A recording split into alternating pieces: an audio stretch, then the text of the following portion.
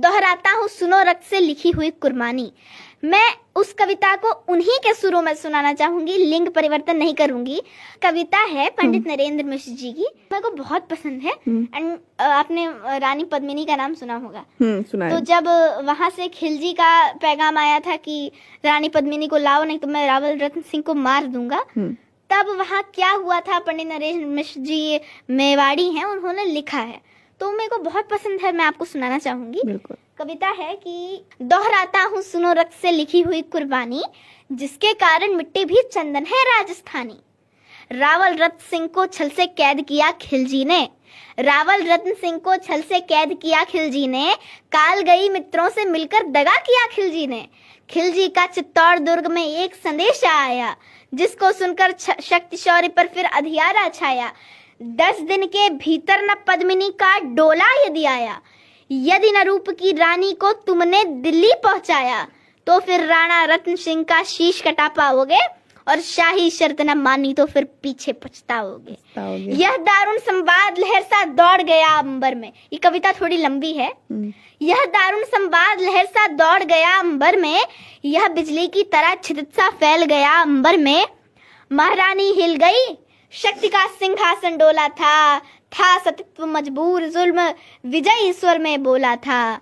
रुष्ट हुए बैठे थे सेनापति गोरा रणधीर, जिनसे रण में भय खाती थी खिलजी की शमशीर। अब मैं बता दूं, यहाँ कई लोग कंफ्यूज होंगे कि वहाँ मतलब रावल रतन सिंह जो जिनकी पत्नी थी पद्मिनी, रानी पद्मावती, तो उनके जो सेनापति थे वो थे गोरा। तो क्या हुआ कि वहां से खिलजी का मतलब, खिलजी आप जानती हैं बहुत दुष्ट था, तो वहां से उसका मतलब संधि के लिए आया, मतलब निमंत्रण आया, और गोरा ने बहुत समझाया कि अच्छा नहीं है उसके यहाँ जाना, आप मत जाइए। तो उन्होंने उसको बोल दिया कि तू तो बहुत तुच्छ है, क्यों तू क्या जानता है राजनीति, और ये सबको बोल दिया। और गोरा जी बहुत दुखी हो गए, बाकी सब उनकी संधि नीति की वजह से कि वो किसी की बात नहीं सुन रहे थे, चले गए। तो यही है कि बोला, जब रानी पद्मावती खोजने गई तो पर रानी ने प्रथम वीर गोरा को खोज निकाला। वन वन भटक रहा था मन में तिरस्कार की ज्वाला। गोरा से पद्मिनी ने खिलजी का पैगाम सुनाया, मगर वीरता का अपमानित ज्वार नहीं मिट पाया। बोला मैं तो बहुत तुच्छ हूँ राजनीति क्या जानू, बोला मैं तो बहुत तुच्छ हूँ राजनीति क्या जानू, निर्वासित हूँ राज मुकुट की हट कैसे पहचानू। बोली पद्मिनी समय नहीं है वीर क्रोध करने का, अगर धरा की आन मिट गई घाव नहीं भरने का। दिल्ली गई पद्मिनी तो फिर पीछे पछताओगे, और जीते जी रजपूती कुल को दाग लगा जाओगे।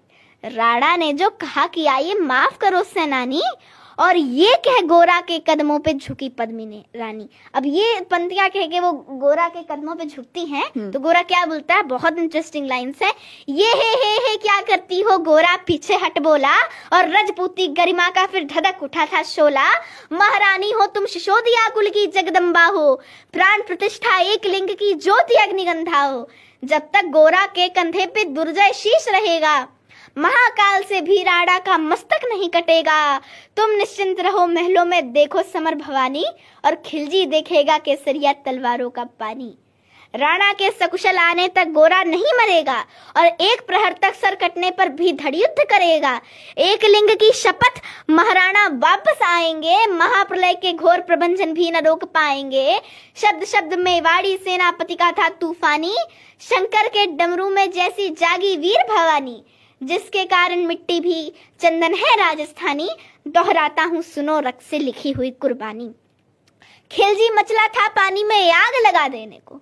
अब देखिए कितनी बेवकूफी कर रहा है। खिलजी मचला था पानी में आग लगा देने को। ये पंक्ति इस वजह से यूज की गई है क्योंकि इतना बौखला गया था वो कि कुछ भी ऐसा काम करने का बोल रहा था जो संभव ही नहीं है। पानी में आप आग लगा सकते हो? खिलजी मचला था पानी में आग लगा देने को, और पानी प्यासा बैठा था ज्वाला को पी लेने को।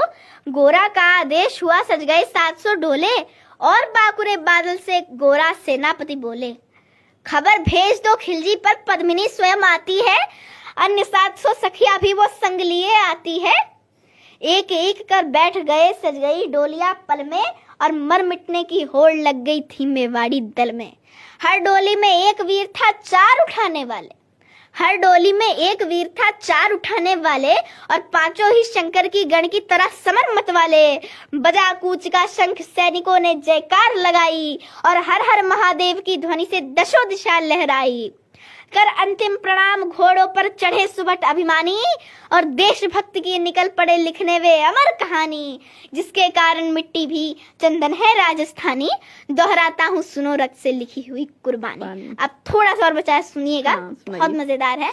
जा पहुंची डोलियां एक दिन खिलजी की सरहद में, जा पहुंची डोलियां एक दिन खिलजी की सरहद में। उधर दूत भी जा पहुंचा खिलजी के रंग महल में। बोला शहंशाह पद्मिनी मल्लिका बनने आई है, और रानी अपने साथ हुस्न की कलियां भी लाई है। एक मगर फरियाद फकत उसकी पूरी करवा दो। अब ये फरियाद आई है कि एक मगर फरियाद फकत उसकी पूरी करवा दो। रावल रत्न सिंह से केवल एक बार मिलवा दो।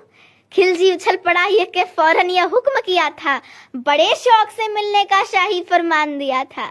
यह शाही फरमान दूत ने गोरा तक पहुंचाया, और गोरा झूम उठे उस क्षण बादल को पास बुलाया। बोले बेटा वक्त आ गया है अब कट मरने का, बोले बेटा वक्त आ गया है अब कट मरने का, और रजपूती में वार धरा का दूध दूध सफल करने का। ऐसा ही होगा काका रजपूती अमर रहेगी, ऐसा ही होगा काका रजपूती अमर रहेगी, और बादल की मिट्टी में भी गौरव की गंध रहेगी।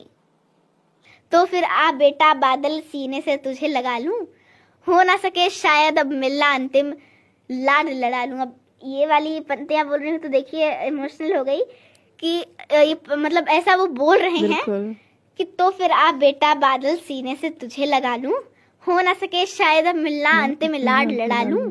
यह कह बाहों में भरकर बादल को सीने लगाया।